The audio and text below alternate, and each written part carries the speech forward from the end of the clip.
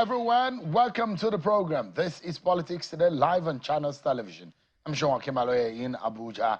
Let's begin with some economic figures and indices that are emerging today. First and foremost, the National Bureau of Statistics, the NBS, today released the Nigeria's unemployment rate. And from the report, it shows that the unemployment rate has increased to 5.3% by 5.3% in the first quarter of 2024. The NBS says that the unemployment rate increased compared to the 5% it recorded in Q3 2023. The unemployment, according to the NBS code, rate for Q1 2024 was 5.3% and showing an increase from 5.0% recorded in Q3 2023. The unemployment rate among males was 4.3% and 6.2% among females, according to the NBS. But by place of residence, of course, the unemployment rate was 6.0% in urban areas and 4.3% in rural areas for Q1 2024. Now, the NBS has said the unemployment rate is a share of a labor force, a combination of unemployed and employed people who are not employed but actively searching and are available for work. That does look like the definition of the unemployed. Now, let's tell you about what the interest rate is right now at today, according to the Central Bank of Nigeria. The CBN, after its meeting today, has come out publicly to say its decision at the monetary policy rate meeting, where it further now raised its MPR by 50 basis points to 27.25% from 26.75% to moderate inflation.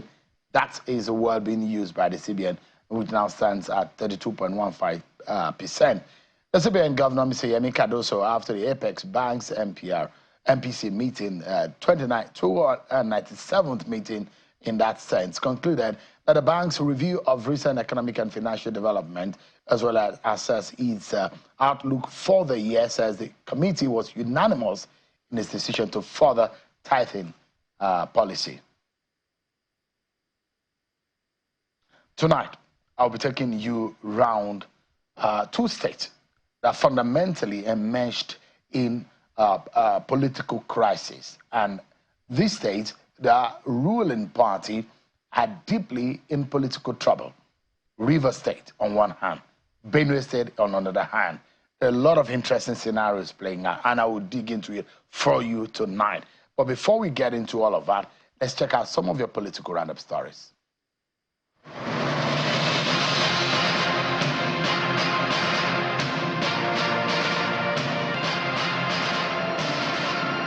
President Bola Tinubu has declined assent to a bill seeking to extend the term of the service of legislative officers at the National Assembly, as well as the 36 state houses of assembly from 35 to 40 years and the retirement age from 60 to 65 years. The president's decline to assent was convened in a letter read on the floor of the Senate by the president of the Senate, Senator Godswill Akpabio. The harmonized retirement age bill was first stepped down in February 2024 for further research and consultation with stakeholders after a significant number of senators voted against it.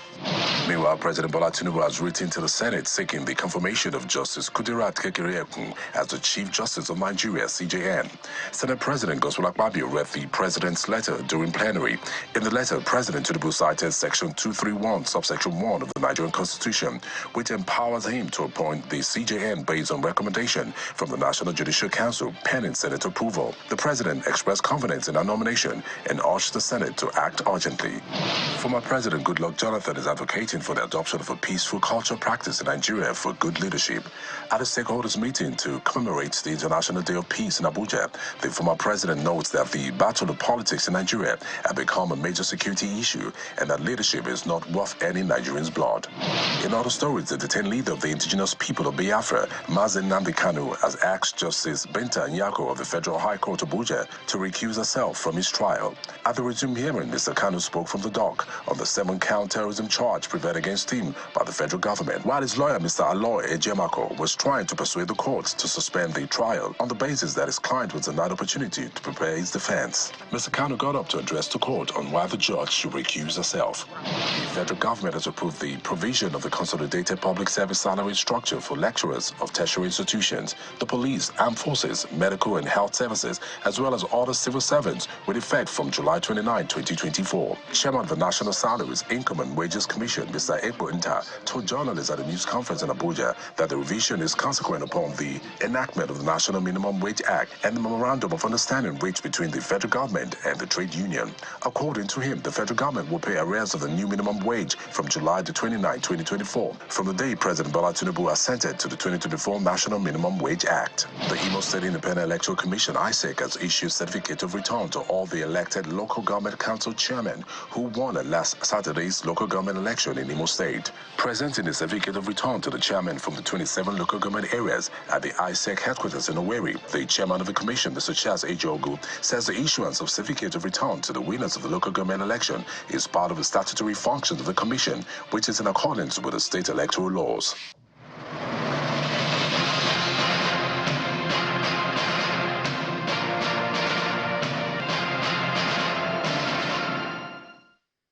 Thank you so much, everyone, for staying with us. I told you earlier that our attention will be on two states where we have some political crises brewing.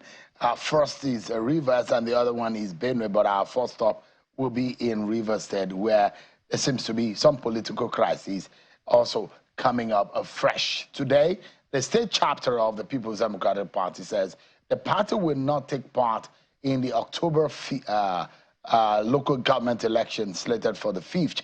The elections in the state is slated to decide those who govern the grassroots government in the state.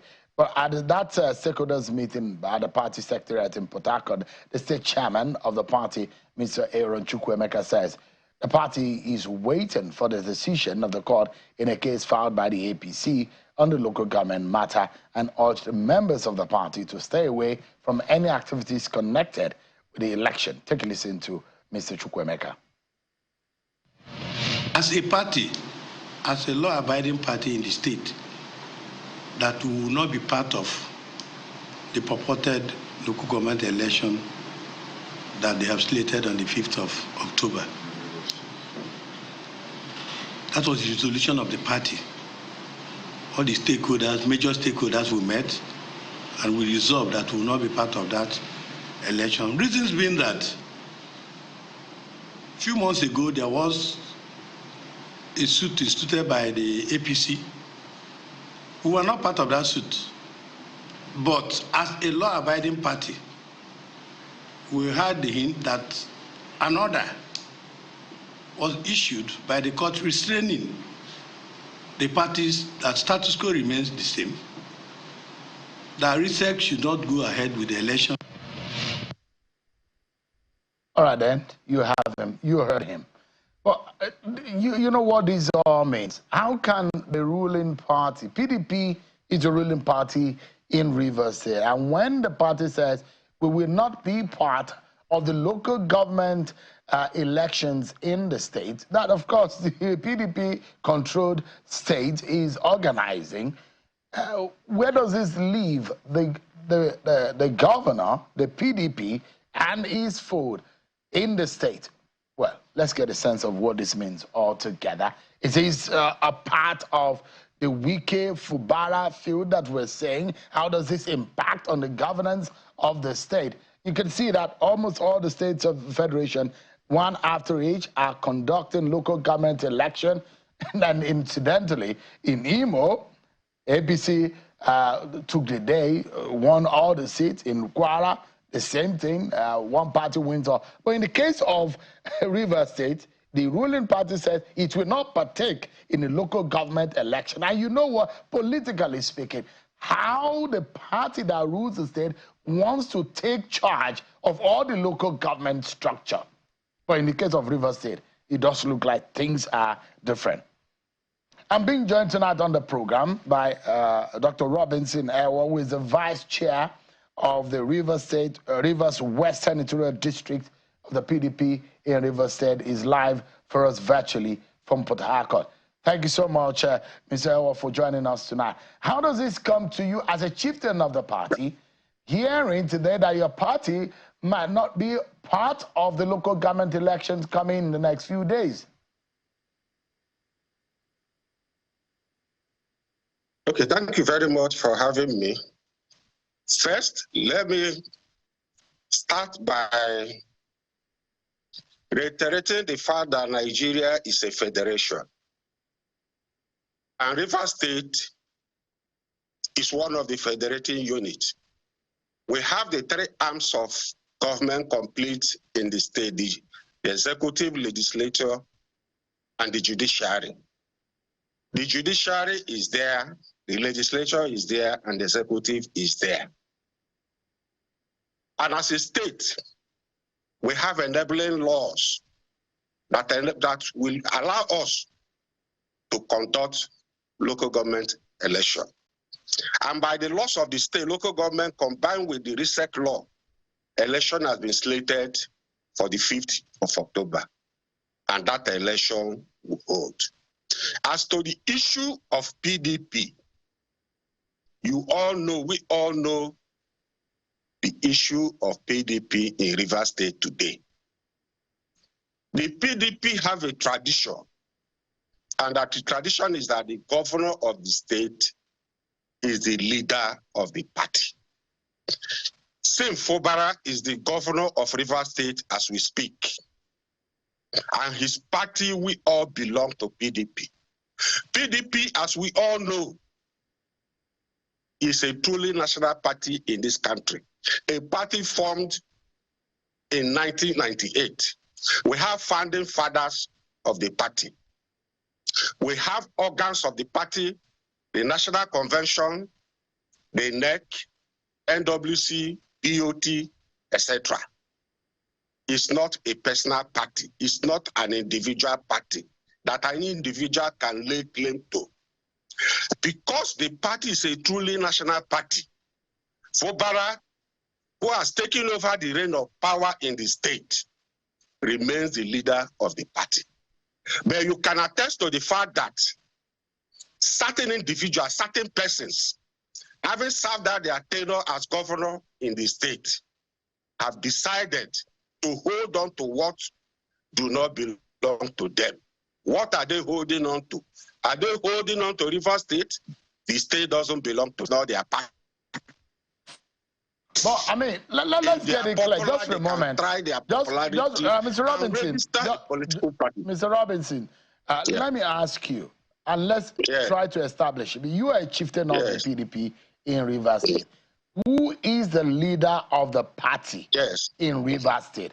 Is it the minister Nyesom Wike or the governor Sim Fubara? Who is the leader of the party in the state is the governor of the state. The governor Sim Fubara is the leader of the party. What about former governor Nyesom Wike, who is a minister at the federal level? Wike was governor here for 8 years. He was the leader of the party for the 8 years. The party. Peter Odili was here. He was the leader of the party. Wike has served out his tenure as governor. He's no longer the leader of the party. The leader of the party today, as we speak, in Rivers State, is Siminala Fubara. That is the tradition in PDP. Wike has nothing to lay claim to. Wike is not the governor of the state. He's not the governor of the federating unit. He doesn't control the state. But I mean, there are those who believe, and it does look like there's an agreement between former Governor Wike and Governor Sim Fubara, that there is one person who helped the other to become governor. So how can you say the person who helped the other to become the governor suddenly, if political godson is the leader above the political godfather?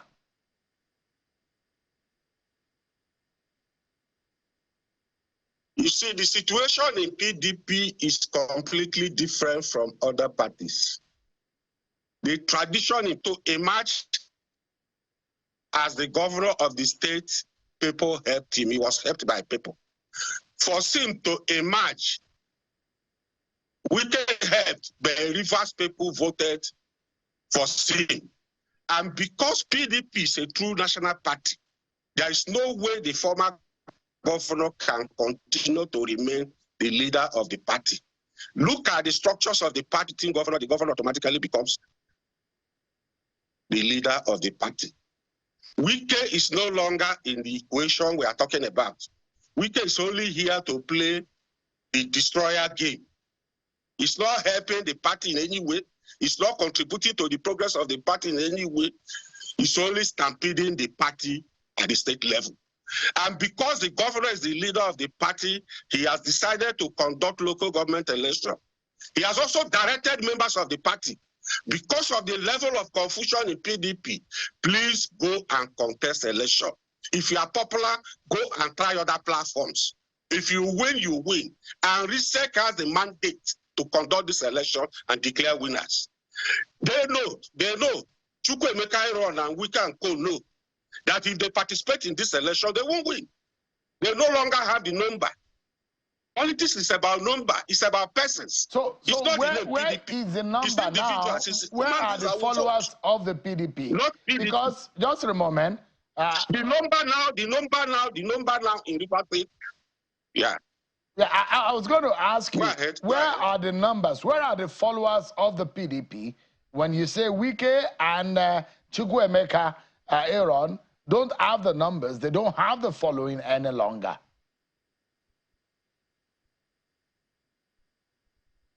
There is a small faction of the PDP in River State.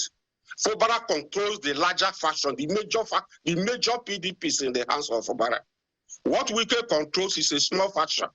And they cannot participate in local government election and win because they don't have the number. They know they will lose, and that is why they say they won't participate. So Mr. Robinson, let me ask you, who controls the structure of the PDP right now in River State? Who controls it? Is it Wike or Fubara? You know, I told you, like I earlier tried to explain, are bent on. Oh dear, it seems we are having some connection issue with Mr. Ewo. Just let's pause it for a moment. Mr. Ewo, stay with me. We'll try to improve on the connection, and I'll come back to you. But let me run to Benue State. Stay with me, Mr. Ewo. We'll try to fix the connection and get a better or clearer connection with you. Well, let me fill you in, everyone, about what is happening in Benue State. If you think that what you're seeing in River State is concerning, wait a moment until you hear the situation in Benue State. So, a sitting member of the House of Representatives, Honorable Tessa Ugbo, is representing Kwande Ushongo Federal Constituency of Benue State in the House of Representatives, and has instructed his lawyer to take Governor Isent Alia and the Benue State government to court over allegations of palliative diversion. Honorable Ugbo plans to challenge the accusation, seeking legal redress to protect his reputation. The lawmaker, in a statement, says that he is suing the state government for defamation and demanding 1 billion naira in damages, which he intends to use to build a housing estate for displaced people or in Kwande. Ugbo's move followed the recent confiscation of a truckload of relief materials by the Benue State government on allegation that it was allegedly being diverted into a personal warehouse by the lawmaker. The truck carrying palliative secured by Honorable Ugbo from the National Emergency Management Agency, NEMA, was impounded in Makurdi by the governor, who expressed dissatisfaction with the situation. But Honorable Ugbo says that he is taking legal action to clear his name and also ensure that the relief materials are released for the benefit of his constituency. Well, EFCC and ICPs have been called to find out why those relief materials found their way into a private property in Makurdi. If they were truly for the people of Kwande and Ushongo in Benue State, what were they doing in Benue State? Now, that is not, this is perhaps not an isolated matter. A lot of people will link it to the internal political crisis in the APC. The state chapter of the party has been embroiled in internal conflict since the early days of Governor Alia's inauguration as governor, the conflict has intensified, with the party producing parallel candidates for the local government elections.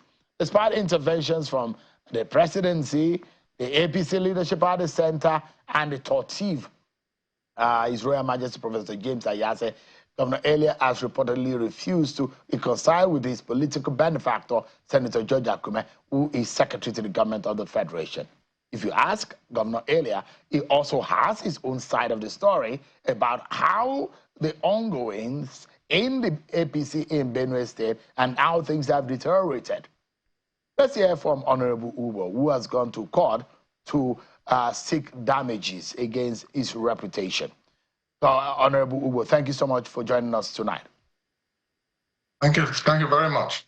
So let's get the facts right. You were the one who secured those relief materials, those palliatives. You secured them from the emergency management agencies, and they were brought from a warehouse in Jos. Is that right?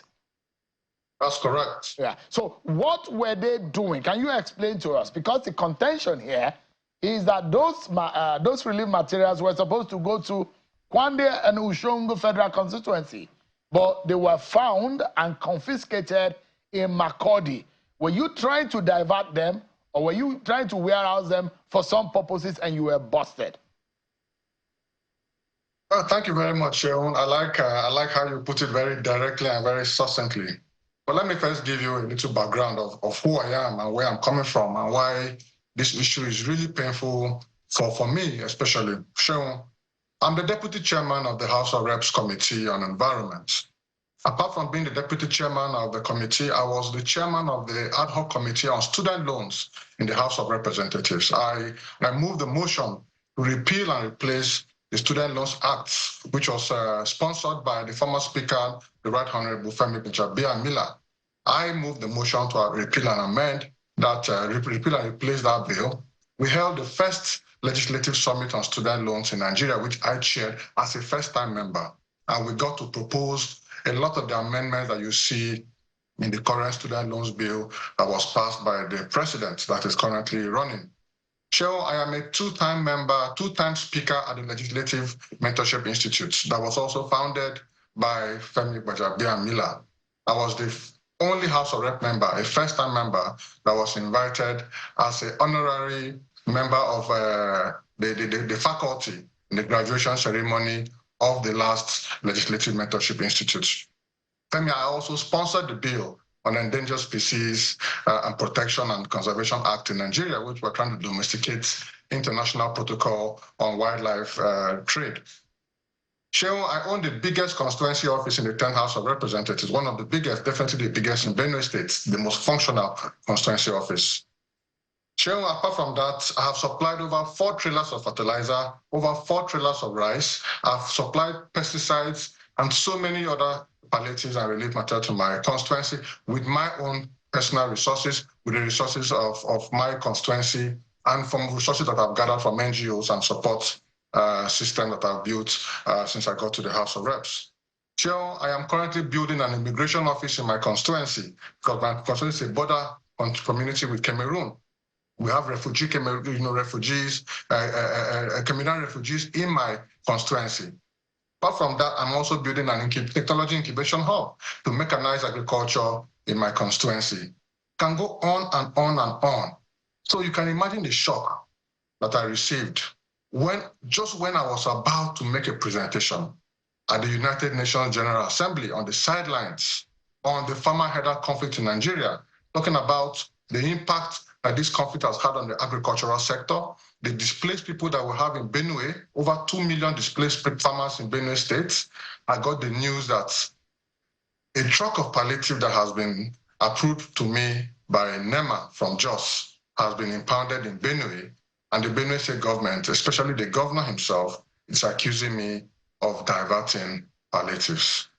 This accusation came just on the heel of my speech at the United Nations, where I am speaking about the IDPs. I am trying to raise $150 million to support displaced people in Benue State and North Central Nigeria as a whole. And in the middle of my speech, I got a call back home that I am being accused of diverting a truckload of palliative. This is the most painful thing that I've experienced in my working life as a whole. But Honorable, can you tell us in straight English, did you divert it or not? They were supposed to be in Kwande in Nishongo, but they found their way to Makurdi in a private property. What were those relief materials doing there? There was no relief materials were found at any private property. It's one of the malicious claims that the Benue government has made against me. The palliatives were found in a truck packed in front of a warehouse called Culture Warehouse that the government of Benue State, NEMA themselves, UNICEF, and many other international agencies who bring palliatives to Benue use as a storage for palliatives before distribution to the local governments. I got approval for about 4 big trailers of palliatives. My local government does not have a warehouse that can store that quantity of palliatives. Remember, I was not in the country. I was at Onga, invited by the presidency as an advisor on the climate issues, on environmental issues at this summit. So when I got the information that the palliatives were released, I directed my SLA to get a secure location in Benue State, in Makurdi especially, for the palliatives, pending when we make announcement to the IDPs in my constituency, knowing that we don't have an IDP camp in my federal constituency.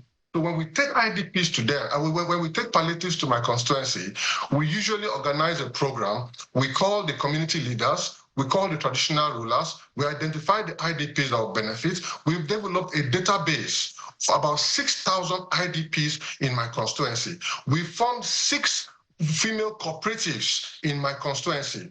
Through these cooperatives, through this arrangement, I'm able to reach out to these IDPs. But Honorable, why didn't you make arrangement so that these palliatives go straight to your constituency? Why did they have to make a stop in Makurdi? Because that is the bone of contention. You perhaps know your intention, but there are insinuations that that was not what you intended, that was going to be diverted. Why was the logistics plan not to take those relief materials straight to Kwande and Ushongo Federal Constituency? Why the stopover? Because that's the bone of contention here. I wrote the first letter to NEMA in October last year, requesting for palliatives from my constituency. I wrote the second letter to NEMA 2 weeks after the first one, the same October or November. I didn't get response from NEMA. I wrote another third letter in May this year for even more palliatives when we got, when we had a clash, farmer-header conflict, in the constituency around May. And I got a call from NEMA in September, just when I was I was about leaving the country, that the palliatives had been approved for me. I was on my way out of the country. I had arrived in New York for Onga when I was informed that the palliatives had been approved, and we were requested, NEMA invited us to come and move the palliatives to Benue. So we had to make a quick impromptu decision to move the palliatives to Benue. Forget that Nigeria is having a major humanitarian crisis in Borno State because of the flooding. So we had to make a quick decision to move the palliatives, or else there was a possibility that we may not be able to get palliatives this year because most of the relief materials in the country are being directed to Maiduguri to support the serious humanitarian crisis we're facing in Maiduguri. So it was an impromptu decision to move palliatives to Benue as soon as possible. And then it was a decision that we took on the spot to get a storage facility in Makurdi to store these palliatives. I wrote to DSS, informing them of our decision to store the palliatives. NEMA were fully involved and consented to our decision to store the palliative, because NEMA, the letter NEMA wrote to us, NEMA stated it very clearly that they must be involved in the distribution of the palliatives, and SEMA, the State Emergency Management Agency, should also be involved in the distribution of the palliatives. All right, so Honorable, just the palliatives remain impounded. Honorable, the palliatives remain impounded until there is clarity. That's the position of the governor. But you and the governor are in the same political party. And he's the governor of the state. You are representing the state at the federal level. Have you put a call through to him to let him know that the position or the things going on the ground is not right? Have you tried to call him? As soon as I got the call that the palliatives have been impounded by the governor, I called the State Emergency Management Agency. I explained the circumstances to him. I linked him up to NEMA so that he can get clarification from NEMA. But did you call the governor, Honorable? Yes. Because if the governor himself was directly involved in the confiscation of the material, you are a member of the same party, because there are those who think that what is going on, they think that you are of the SGF faction of the APC. And the governor on this other side, that is what is holding the palliatives that would have gone to the people of Kwande and Oshongo, but they are being held and confiscated because of political reasons. Have you been able to call him? Because there are those who think it's just a 10 naira call that could have settled this matter, isn't it? I called the governor twice. He did not pick my call. I composed a long text message to the governor explaining to him the source of the palliatives, confirming to him that the palliatives were under my care and that I was the one that directed that the palliatives be stored in a storage pending where we can do the proper logistics to distribute these palliatives to IDPs. He did not respond to my message. I called his special advisor on special duties, who is from my local government, to speak to the governor on my behalf, to quickly reach out to the governor. He tried his best. The governor did not accept his explanation. The governor said he wants that we should get a police report. I should get a police report. I was not in the country, remember. I sent my SLA to the police, go and write a police report immediately that these palliatives are under our care, they're not being diverted. We went and did a police report. The governor rejected the advice of the police. He rejected the advice of the DSS, who we had written to. He rejected the advice of NEMA, who we had spoken to. I spoke to the SGF himself about this issue. The SGF reached out to the police, and the governor rejected everything. I reached out to the Totiv himself to speak to the governor, the traditional ruler. The governor rejected his appeals. Everybody, the governor rejected everybody. And this is why we know that this is purely political. All right, this is not in the interest of the Benue people. Honorable, hold on. We need to go on a commercial break. And when we come back, don't forget, we see I have Mr. Robinson for us in Port Harcourt. We've got a better and clearer connection with him. We will go back to him in a moment. Honorable Ubo is also speaking with us about what is happening. Political crisis in these two states, in the interest of who? The political gladiators, or affecting the grass that is suffering in the parable of when two elephants fight, the grass suffers. Now, we'll take a break. And when we come back, we'll dig more into these issues, everyone. We'll be right back. Thank you so much, everyone. You know that we've been focusing on Rivers and Benue politics and how all of those is affecting governance in the state. We will be back to Rivers State, but just in a moment, Honorable Tese Ugbo, who is the Deputy Chair of the House Committee on Environment and representing Kwande Oshongo, Federal Constituency of Benue State, has been speaking with us virtually from New York. Honorable, the question I would like to ask, why is your party in such a disarray?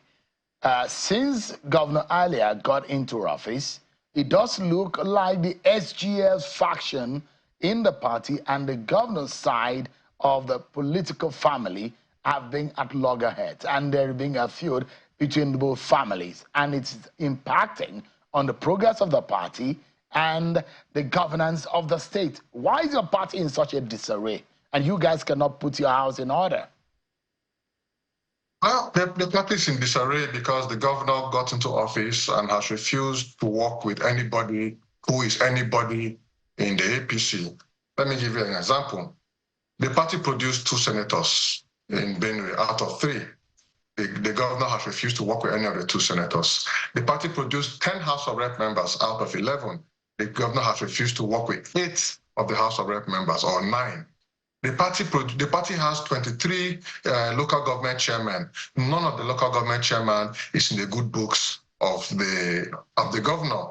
The state ESCO of the party, the chairman of the state ESCO of the party and his ESCO, the governor has refused to work with any of them.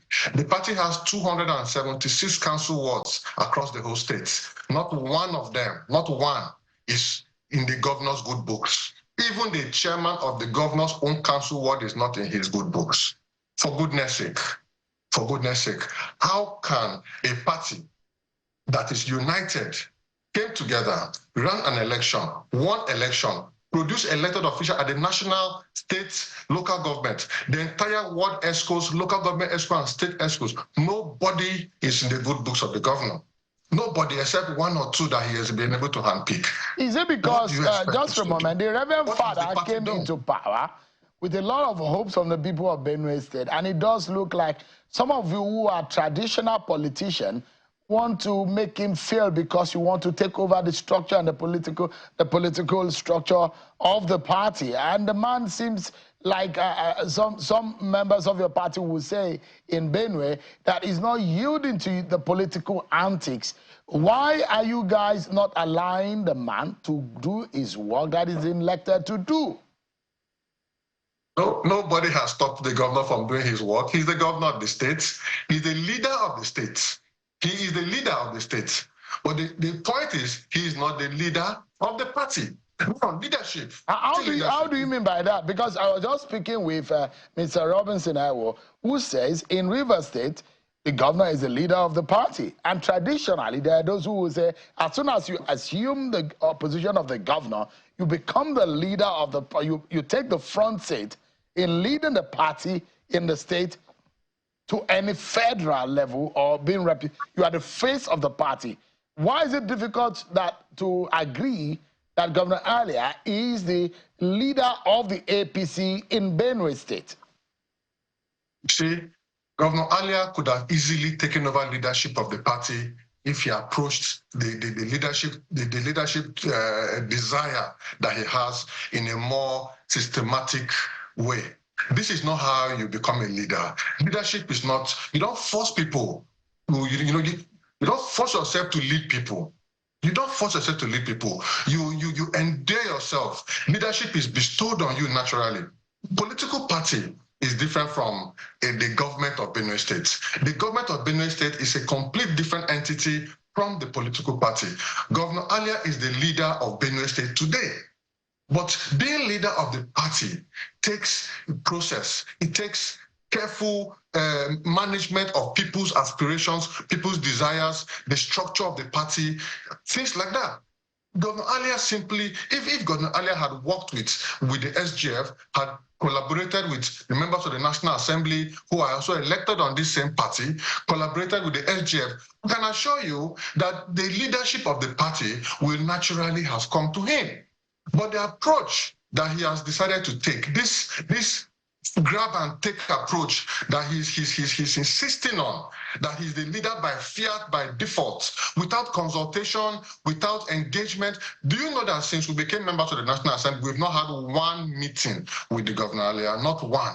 He has not thought it fit as the leader of the state, or even the leader of the party, Honorable, as he so to be, Honorable, to invite members of the National Assembly, to invite the party structure, and have an engagement with us. Honorable. So how do you become a leader just like that? Do you know what some members of your party and people in Benue State are saying? They are blaming the SGF, of whom you are, you are part of his political family. You are leaning to the political bias on the side of the SGF, and they are blaming him and your own faction of the APC for causing the trouble. They say you are the ones that are upsetting the political system of the APC in the state, and as such, impacting on the governance and the progress of the state, not allowing the governor to work. Is it possible, for the interest of the people of Benue State, that your camp in the political divide, which the SGF leads, that you guys just take a moment to allow the governor to do your work? How do you defend those who are blaming the SGF and your own faction of the APC in Benue State for all of this crisis? For some of us, I've never had any reason to fight the governor or to not be on the same page with the governor. The governor took the decision himself not to work with the SGF and not to work with those of us who are political associates or political mentees of the SGF. Let me give you an example. In December last year, I completed an electricity project in my constituency. I called the governor and invited him to come and commission this project. This would have been probably one of the first projects that he would have commissioned, since he became governor. The governor told me that I should remind him when the time was closed. The commissioning was to take place on December 31st. December 29th, I started trying to reach the governor. I could not reach the governor. I called his aides to remind him that he's supposed to commission a project that I have completed, and I give him the honor of coming to commission this project. I could not reach the governor. I had to tell my people to produce a second plaque with we produced a first plaque with his name, commissioned by His Excellency Governor Haisset earlier.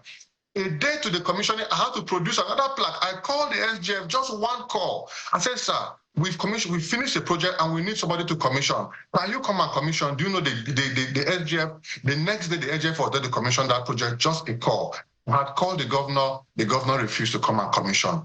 What else are you supposed to do? How else am I supposed to reach out to the governor? And there are many examples like this. All right, just a moment. Honorable, give me a moment. Let me run back to Rivers State with Dr. Robinson Ewo, who has been speaking with us on the situation in Rivers State. It's good to see you back with us again. So the question is that I was asking you, you explained why you think that Governor Nyesom Wike is not the leader of the party, that is Governor Simfubara. But it does look like there are those who are thinking that Governor Simfubara has his leg in two political parties, APP and PDP. Is APP an affiliation of the PDP? Is it a new PDP in Rivers? What exactly is going on? Thank you very much. Governor Simfubara is fully in PDP. It is even Nyesom Wike that has his leg in APC, one leg in APC, and one leg is PDP. As I speak, Simfubara is fully in PDP. He controls the structure of the party at the state level. He controls the population of Rivers State. He controls everything therein as far as PDP is concerned. What those other people are doing is a charade. They can't stop the congresses in Rivers State. I'm sure at the fullness of time, the consequences must come. So Simfubara is fully in charge of the party. It's in PDP. It's not in a APP. Oh dear, the connection's gone bad yet again with Mr. Robinson. I just hope that for some moment the connection would be better so that we can have a better connection. But let me go back to Honorable Ubo, who is on this side in the Benue State issue. Now, you've gone to court challenging the government of the day on a civil suit over defamation matter. But where do you go from here? It does look like there is no clarity on when there will be the release of those relief materials to the people of your constituency. And how do you hope to go forward from here? No, the relief materials have been released. They were released a few days ago after spending about 8 days packed in the government house under the sun or under the rain. I have 2 letters from members of the community, from the development associations in the community, complaining bitterly that the palliatives that were released eventually through the State Emergency Management Agency did not get to the IDPs who were the targeted beneficiaries of these relief materials. The IDPs who we had enumerated, who we had coordinated into cooperatives, and who we had sought these palliatives out directly to support their livelihoods and their welfare. The relief materials were shared through political actors, and 90% of these relief materials did not get to the IDPs themselves. This is one of the reasons why we decided to store and properly coordinate the disbursement of these palliatives so they'll get to the right people. So eventually, clearly, Honorable, clearly it was, you said that the confiscation wasn't administrative, wasn't based on any intelligence, it was purely political. So if that is the case, the presidency had intervened in this matter, Tortiv had intervened in this matter, all to no avail. From your own point of view, how do you think that the SGF, Mr. Akume, and Governor Elia can be reconciled? And I mean, some of us don't care what goes on between these two political actors who are concerned about the interests of the average person. Those who put their votes down for the governor, those who want better lives for them and their families in Benue State, who are expecting good governance. How do you think that both men can be reconciled just for the interests of the people? The SGF has never stopped the governor from working. The SGF has never stopped any allocation, has never stopped any funding. The SGF has never stopped any policy initiative of the governor. The SGF does not control how the governor runs his government. The governor has the Speaker of the State Assembly that was his choice in place. The governor has State Assembly members in place to pass any laws or any policies for him. The governor has all his administrative processes. The SGF did not nominate one single commissioner in his government. The SGF did not nominate one single local government chairman or one single councillor in his government. The Governor Halia has full control and authority of his government. So he has nobody to blame. And you yourself shouldn't be blaming the SGF at all. He has no part in Benue politics. The SGF is very busy with the job of being secretary to the federal government.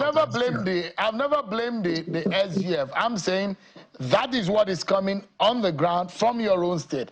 Some members of your party are blaming the SGF, and some also are blaming the governor. And they're saying, how do you reconcile? Because this political feud cannot continue because the people, the average person, are the ones bearing the brunt. So I'm asking, how do you, what do you think is the best ways in resolving this matter? The chief called for a reconciliation meeting, which the SGF attended, along with the governor. But after that reconciliation meeting, the governor took no steps. As a leader that he is, he took no steps to further the reconciliation that was initiated with Totiv.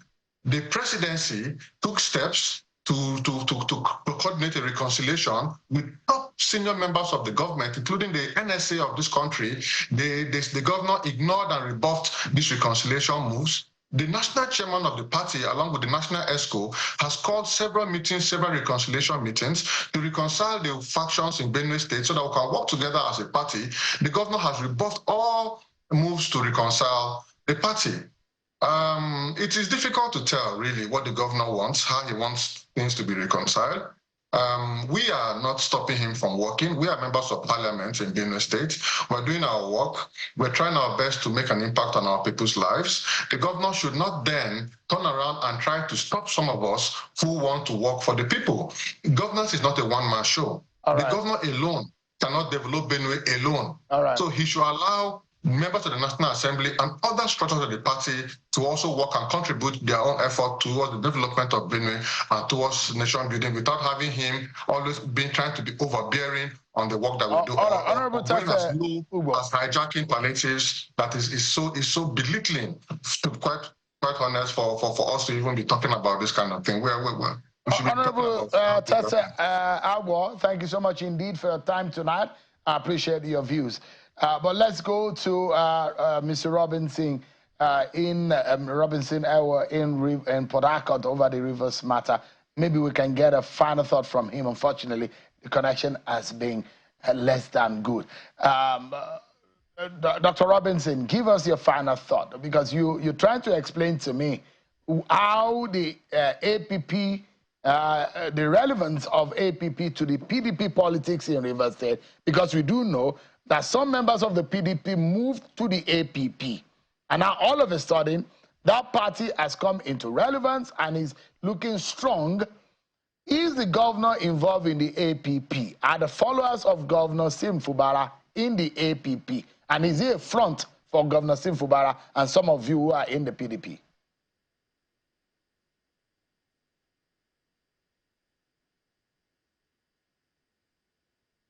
Oh dear.